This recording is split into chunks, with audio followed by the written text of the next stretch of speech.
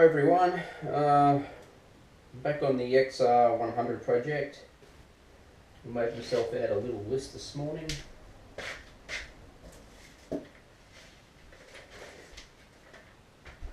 Of all the stuff that I need to do and really what order I should do it in. So the first thing I'm going to do is the head stem. Put all that back together, because once I do that I can put the forks on, put the front wheel on, and then once we've done that I'll do the rear swing arms and mount the shocks. Now with the wheel I need to get the brake hub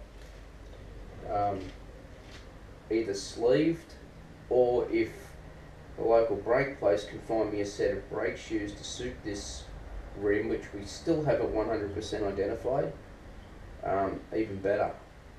But I got a feeling it'll have to be sleeved, so that's a job that's going to need to be done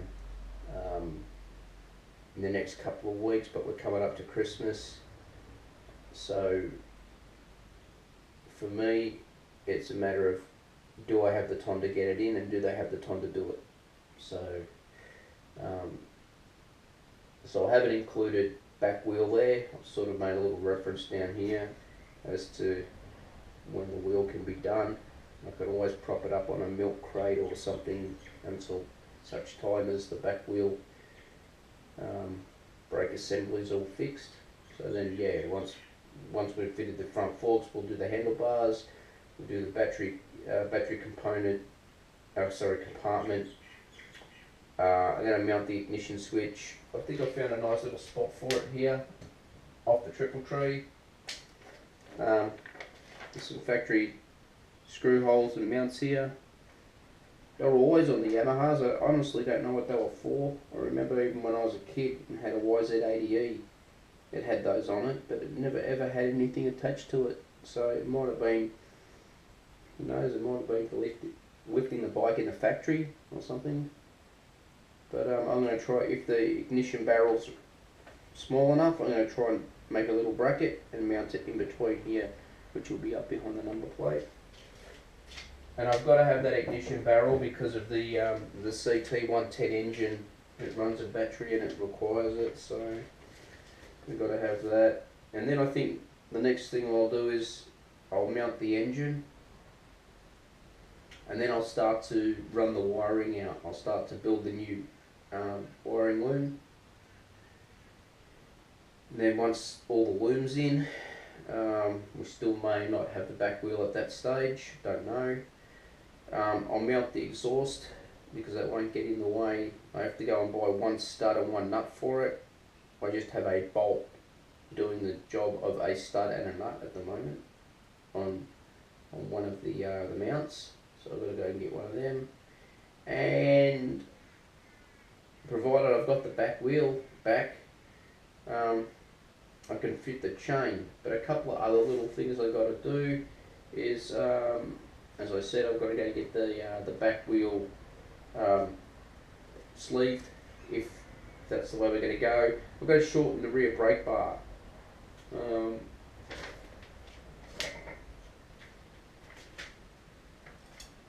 Couldn't actually get one to suit, obviously, because this is a Yamaha frame. God knows what the hub is, and this is off a Suzuki something. So all I'm going to do is chop it here and put a right angle bend on it with a hole in it, just exactly like this is. But I need the wheel on, and I need the hub in the wheel to be able to get the right length. So that's going to be one of the last things that I do. As mad as this sounds, at this stage, seeing everything's painted, I actually have to remove the brake pedal. There's a little extension that needs to be welded onto the bottom of it for that bar to be mounted to. You'd probably say, well, why did you paint it knowing you had to grind it back and weld it? Well, it was mounted and it was just easy to paint it. Only got to grind back a little bit, put a, you know, 2 spots of weld on each side, and it's done. I've got my touch-up paint there. Well, not that one. I've got another one out in the garage. Got my touch-up paint, so I've got plenty of paint to finish off little things like that. But I didn't know exactly the angle that was going to sit on. And it all comes down to that back wheel again. And then, as I said, a stud and a nut for the exhaust. And I've just jotted build wiring loom in there, but it's sort of like run wiring loom, build wiring loom. So that's what I'm going to do. Well, hopefully do and stick to that plan. You've got to have a plan, especially when you're tired. I went through my bag of goodies this morning, my milk crate of parts and stuff that I pulled off the bike and bagged up and labelled in the beginning, and obviously with mounting the triple tree this morning, I needed the ball bearings. And when I dismantled it, I was pretty sure that I was, from the top, 1 ball bearing short. How this come to be, I don't know. I don't think that the head stem and triple trees ever, in the life of this bike, since 1977, ever been dismantled. I could be wrong. Previous owner before me could have done it, but I've owned it since the mid-80s, and I've never taken it apart. It's actually missing 1 ball bearing from the top. I'm supposed to have 20 ball bearings, I've got 19. It's worked fantastic for whatever that works out at, 30 odd years, 35 years, with 19 ball bearings in it. I'm going to put 19 ball bearings back in it. I've got all the, I think it's 22 ball bearings for the bottom. So, let me pick this up without dropping them all off. So as you can see, it's the old school individual ball bearings. It's not a cone and cup assembly on these early bikes, but that's fine. They work great. So I've got my my grease. So I'm going to start to grease all this up. Okay, I've got all my bearings in and I've packed it with grease. I use a little icy pulse stick just to sort of smear the grease around it. Always pulling sort of upwards so it doesn't pull the bearings out. Oops, bad camera work, sorry guys.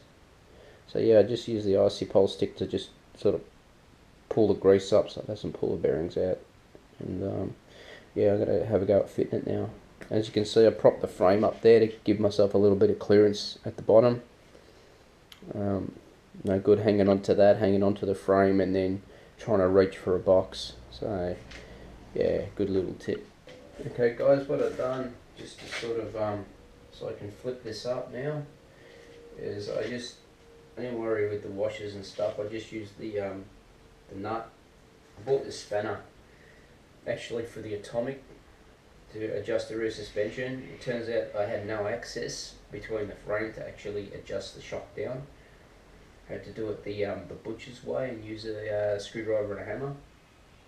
But this has worked out really good. It fits this nut perfectly on here. So that's worked out really good. So I've never, to be honest, I've never dismantled one of these before that's had the loose bearings in it. I've done the cup and cones, which are really easy.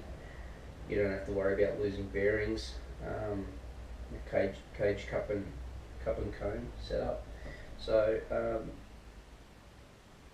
now that that's tight, I can flip it over without the chance of that coming out of the head stem and losing all the bearings. I've made sure that I've found some packing, a couple of boxes where the head stem has to sit on it. You don't want it too loose, so you've got to hold it in place. So now we just reverse the process, grease up the bearings, pop them in, pop that washer on, and then start to put there's a cover here. It goes over will go over the top of the nut. Sorry, will go over the top of the washer, and then the nut will go on top of that. So yeah, I'm going to have a go at this now. Okay guys, I'm just dropping these bearings into the top now. You've got to keep your fingers fairly clean as you do it too, because even though the grease is tacky, and chances are the ball bearings will stick to your fingers, so easy to lose them.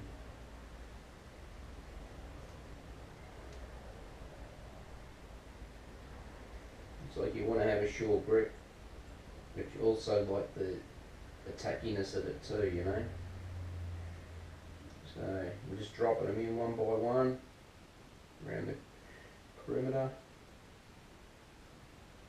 This is really packed full of grease. You put the grease in first with the icy pole stick, just leveled it off, and then you squish the balls into the grease, and then that basically pushes it up around the ball, and the balls are coated. So let me give you a look at that. So that's what we've done, and then this washer here is supposed to go over the top. That holds your bearings in place.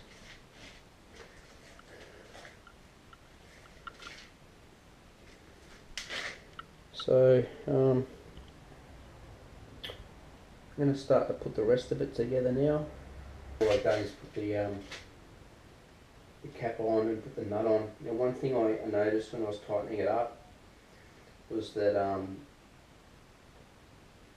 I don't have any torque settings. I've got lots of torque wrenches, but I don't have any torque settings for this, and that's just through sheer laziness of not looking it up. But when I did this nut up, I gave this little bit of a twist, just so everything would bed itself in properly, and then found that I could tighten up the nut a little bit more, so I did that, and then twisted it again, and it seemed alright, but it seemed like it was getting a little bit notchy, like it sort of like grab a little bit. So I just backed it off just a fraction until I got it to move really free. Now that nut, I can't undo that with my fingers, and we still have the triple tree, or the top part of the triple tree to go on yet. So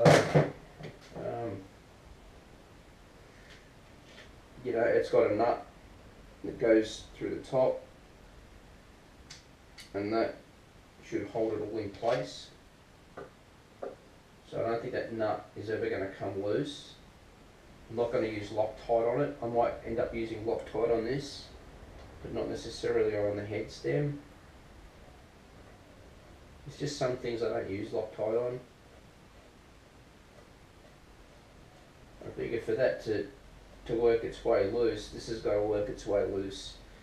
And yeah, but everything's a dry mock-up at the moment, so that I can easily adjust things and get things lined up. See, look, my eye is really bad. To me that looked like it was lined up and it wasn't. So but we're getting there, guys. There's like, it didn't take me long. So any of you guys that are doing a restoration for the first time, just take your time. One other thing that I did when I actually put those boxes under the front is I jammed a box under the rear. Now you might not need to do that because your frame might sit alright, but my frame's been heavily modified here, so it tends to get a little bit heavy in the back end with all the foot pegs and everything welded to the frame. So that was just a precaution to stop it lifting. But yeah, it must have just found it, you know, a good balance there.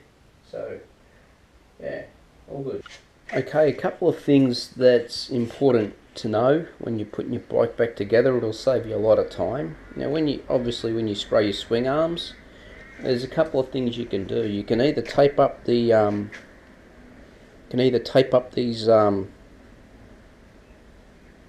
shafts for the shockers and not paint them, or if you just decide to paint them, you've got to strip the paint off them prior to putting or reassembling the shocks, because the paint will be very resistant, especially if you're like me and you've used an enamel. It's very thick and you'll have a lot of trouble trying to push the forks on.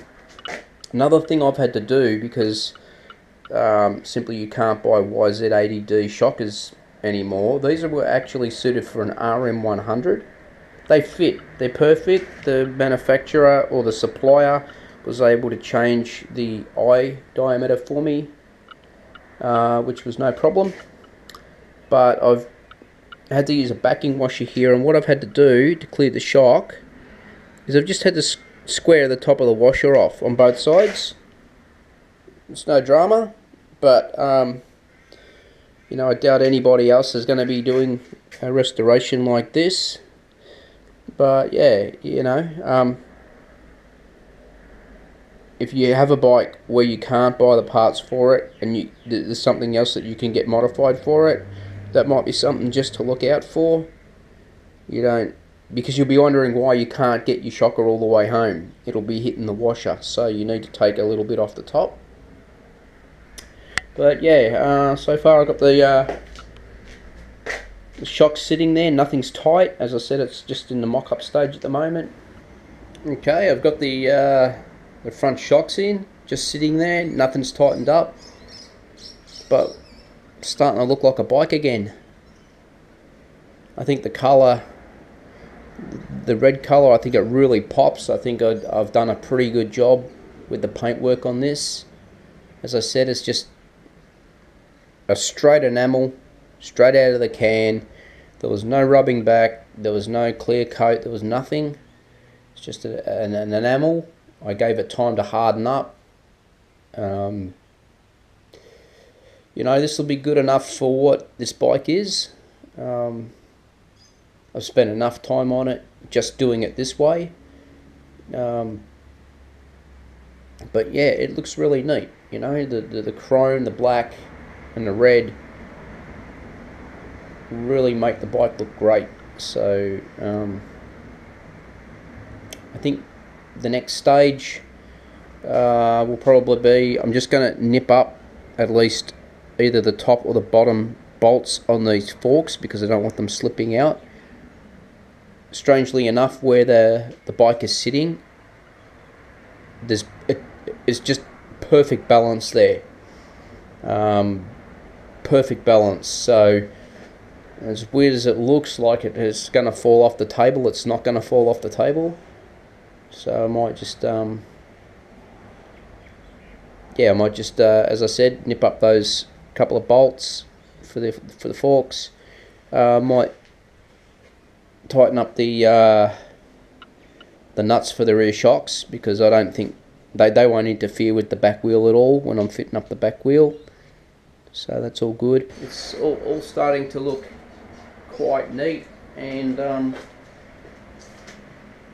yeah, I'm sort of going to be spewing when it's finished, because it'll be a nice little showroom piece rather than taking it out onto the track and scratching it up and denting it up. But the whole idea behind the rebuild on this bike was to get this bike ready for my sister, and yeah, I guess it's going to be my sister's bike. Done a bit more work on the bike. As you can see, I put the battery tray in. There's all the little things I forgot to put on the list. Battery tray. I put this stabilizer bar in. I put the grommets on there for the number plates on both sides. You can see the back one, the front one's sort of hiding in there. I got the ignition switch out, and I did say before I was hoping to mount it up here. Well, look at that. It's like it was made for it. So all I need to do is get a flat plate, drill a hole out in it, unscrew this top cap, slide this up into the plate, screw the plate in through these two holes, screw this back on, and it's mounted. It's beautiful. The number plate also fits beautifully as well. I only have to make one modification to it, I think, for that ignition barrel, but then again I might not. As you can see here, it's got a piece that comes off the back. I might be lucky enough that I don't need to touch it. It is being held out by the bolts here a little bit, so it will come back. But even if I chop half of it off to allow for clearance, it'll be okay. I could still use it as a mounting point, and off the bracket that I make for the ignition barrel, I can bring a little tab up off that and still put a bolt in through the front and put it through that tab. It looks like it's going to work good here. There's a locating pin on the bottom of this panel with this sort of pit bike front fender. This all seems to sort of flow, like all the lines seem to flow into each other. So I've just got to pierce a bit of a hole in there for that locating pin, and that'll take care of that. That's worked out really, really good. As you can see here, I've got ample clearance, which is great. It's a lot better than that first fender that I attempted to modify. This was the 250 one that they swore would suit an 80 or a 100. I had a go at cutting it down, and it would have worked. It wouldn't have looked the greatest, but you know, I've got something that looks really good now. So we're getting there. All this sort of stuff comes together quickly for me. I've always been a nuts and bolts man. I love bolting stuff together. Not much of a fabricator. I love fabricating though. I love welding. I love grinding and making things. No perfectionist at it. But I'll give anything a go. I'll give anything a go. But I'm very, very happy with the way this bike's coming up as it sits here at the moment. It just looks like everything is just going to fall into place. I know I should, you know, touch wood that it all goes to plan. But just the way everything's sitting at the moment, it just looks really, really good. You know, maybe it was meant to be. Maybe this bike was meant to be restored. So, yeah, I'm going to keep moving along. I've got something on this afternoon, so I'm going to try and get as much of this done as I can. And then I can just dabble with it through the week and continue the video. I'm just going to shoot this bit of footage as a closeout to video 11 on the XR100 restoration. I was sort of forced to put some of it together a little bit more, I guess, thoroughly, simply because I'm working on the back of my house now. Finally, after 7 years, we've now lifted the roof. We're about to level the floor inside. So the poor old bike had to get shifted out of the back room, and it's actually sitting in the living room at the moment. So the back wheel, although I didn't want to put it on before I got the brake hub sleeved, it's really not going to matter. It's one bolt. And the place that I'm going to take it to will be closed over the Christmas break anyway.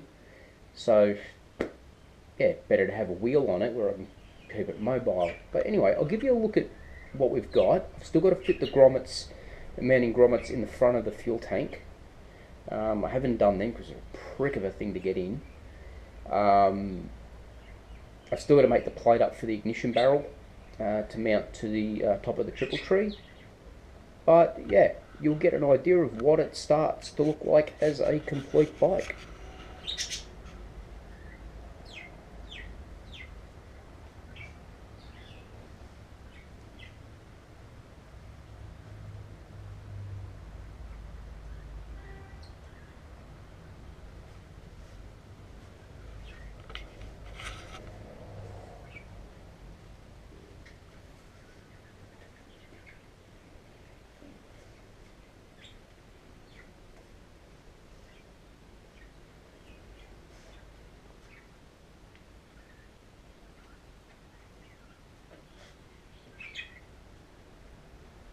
You might see there in the footage that there's a bit of a scuff mark here, and it's been touched up with a paintbrush. We had a little accident the other day and marked that up, but I'm going to just sand this back and repaint it in a couple of days' time once we've got a few things out of the way with the house.